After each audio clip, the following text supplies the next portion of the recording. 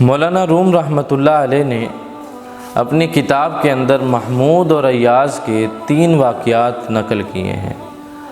آپ حضرات جانتے ہیں محمود غزنوی دنیا کا بہت بڑا بادشاہ جو کہ مسلمان بھی تھا، گزر چکا ہے، اور اس کا ایک چہیتا غلام تھا جس کا نام ایاز تھا۔ اور محمود اور ایاز کو علامہ اقبال رحمۃ اللہ تعالی علیہ نے اپنی شاعری کے اندر بھی بے بہا جگہ استعمال کیا، جس طرح اپنی نظم شکوہ کے اندر انہوں نے کہا، نہ بندہ رہا نہ بندہ نواز، ایک ہی صف میں کھڑے ہو گئے محمود و ایاز۔ اور ایک اور غزل ہے ان کی، اس کے اندر انہوں نے فرمایا، نہ وہ عشق میں رہیں گرمیاں، نہ وہ حسن میں رہیں شوخیاں، نہ وہ غزنوی میں تڑپ رہی، نہ وہ خم ہے زلف ایاز میں۔ چنانچہ مولانا روم رحمۃ اللہ علیہ نے 3 واقعات نقل کیے ہیں۔ ایاز جو تھا وہ ایک غریب گھرانے سے تعلق رکھتا تھا، اور بہت ہی جلد وہ بادشاہ کی نظروں میں بلند مقام حاصل کر گیا۔ ایاز کو دیکھنے کے بعد دوسرے جو وزراء تھے وہ جلتے تھے، حسد محسوس کرنے لگے کہ یہ کل کا نوجوان ہے، اور اس نے بادشاہ کے آنکھوں کے اندر اپنا اتنا مقام بنا لیا ہے، بادشاہ کے ہاں اپنا اتنا مقام پیدا کر لیا ہے، اور ہم اتنے پڑھے لکھے، ہمارا نسب بھی اعلیٰ، ہمارا حسب بھی اعلیٰ، اور یہ کل کا نوجوان ہو کر بادشاہ کا منظور نظر بن گیا ہے۔ چنانچہ انہوں نے بادشاہ سے شکایت کی اور کہا، بادشاہ سلامت، آپ ہماری طرف اتنی توجہ نہیں کرتے ہیں جتنی ایاز کی طرف کرتے ہیں، حالانکہ ہم اس سے زیادہ پڑھے لکھے ہیں، ہم اس سے زیادہ اچھے خاندانوں سے تعلق رکھتے ہیں۔ تو محمود غزنوی رحمۃ اللہ تعالی علیہ نے کہا، میں اس بات کا جواب تمہیں کسی اور موقع پر دوں گا۔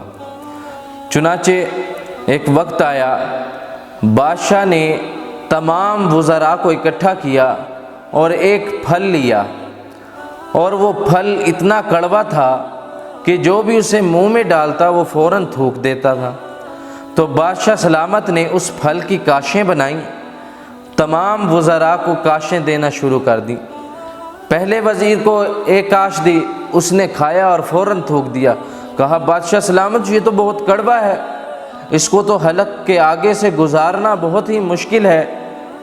دوسرے نے بھی اسی طرح کا جواب دیا۔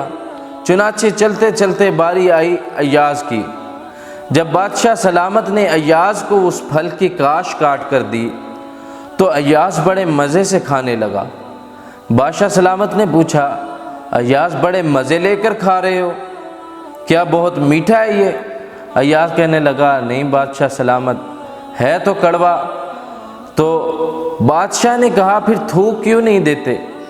تو ایاز کہنے لگا، بادشاہ سلامت، میں سوچ رہا ہوں کہ جس بادشاہ کے ہاتھ سے ہمیشہ میٹھی نعمتیں کھائی ہیں، جس بادشاہ کے ہاتھ سے ہمیشہ اچھا مال لے کر کھایا ہے، آج اگر اس نے تھوڑا سا کڑوا اور میری طبیعت کے ناموافق دے دیا ہے تو میں اسے کیوں تھوک دوں؟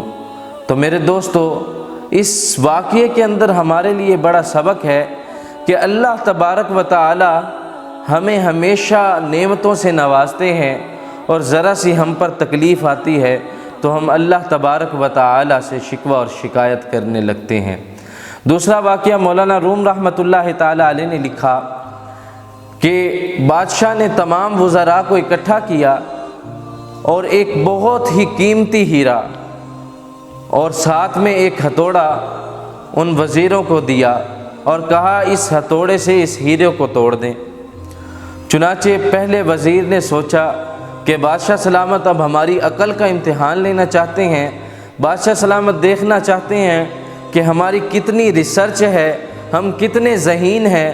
تو وہ اپنی سائنس گھوٹنے لگا، کہنے لگا، بادشاہ سلامت، یہ تو بڑا قیمتی ہے، اس کی تو عالمی مارکیٹ کے اندر اتنی قیمت ہے، اس کے جیسا تو دوسرا ملے گا بھی نہیں، لہٰذا اس نے ہیرے کو نہ توڑا۔ جب دوسرے کی باری آئی دوسرا بھی اسی طرح کے جواب دینے لگا، بادشاہ سلامت یہ بہت قیمتی ہے، اس کی قیمت اتنی ہے، یہ بہت خوبصورت ہے، دنیا میں اس کے جیسا اور کوئی نہیں ہے۔ تو بادشاہ سلامت کے حکم کو اس نے بھی پار نہ لگایا۔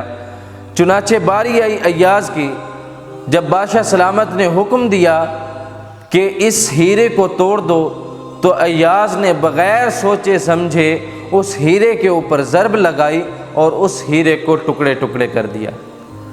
بادشاہ سلامت نے پوچھا، ایاز جانتے ہو یہ کتنا قیمتی تھا؟ تو ایاز کہنے لگا، جی جانتا ہوں، بہت قیمتی تھا۔ تو بادشاہ سلامت نے کہا کہ پھر توڑ کیوں دیا؟ تو ایاز کہنے لگا، بادشاہ سلامت میرے سامنے دو چیزیں تھیں، ایک طرف آپ کا حکم تھا اور دوسری طرف یہ ہیرا تھا۔ آپ کا حکم بھی قیمتی تھا اور یہ ہیرا بھی قیمتی تھا، لیکن اس ہیرے کی قیمت آپ کے حکم کی قیمت کے سامنے کچھ بھی نہ تھی۔ تو میرے دوستو، ہم اللہ تبارک و تعالی کے کتنے حکموں کو توڑتے ہیں صرف اپنی نفسانی خواہشات کو پورا کرنے کے لیے۔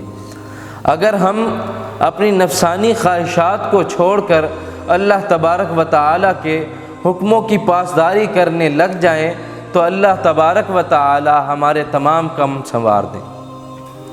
اور تیسرا واقعہ مولانا روم رحمۃ اللہ تعالی علیہ نے لکھا کہ تمام وزراء نے شکایت کی کہ ایاز کے پاس ایک صندوقچہ ہے اور اس کے اندر اس نے خزانہ چھپا رکھا ہے، وہ صبح بھی اس کو جا کر دیکھتا ہے اور شام کو بھی اس کو جا کر دیکھتا ہے۔